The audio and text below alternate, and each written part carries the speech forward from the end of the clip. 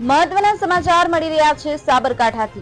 Sabarkantha હિંમતનગરથી Ilol road પર આવેલ A1 marble and ગ્રેનાઇટના પાસે લાગેલા તારની ફેન્સિંગમાં વીજ લાઇનનું અર્થિંગ થતા તેની પાસે ઘાસચારો ચરતું કેટું વીજ પ્રવાહમાં આવી ગયેલ, જેને લઈ ખેટા ચરાવનાર ઈસમને કેટું ફસાઈ ગયેલ છે તેને નીકાળી દઉં તેમ કરવા જતા તે પણ વીજ પ્રવાહ સાથે જોડાઈ કરંટ લાગતા મોત નીપજ્યું હતું, સાથે કેટું પણ મરણ પામ્યું હતું। ગ્રામ્ય પોલીસ અને યુજીવીસીએલ અને હિંમતનગર મામલતદાર શ્રી અને કર્મચારીઓ ઘટના સ્થળે પહોંચી આગળની કાર્યવાહી હાથ ધરેલ છે। મંજૂર ખણુસિયા, હિંમતનગર। ખબર।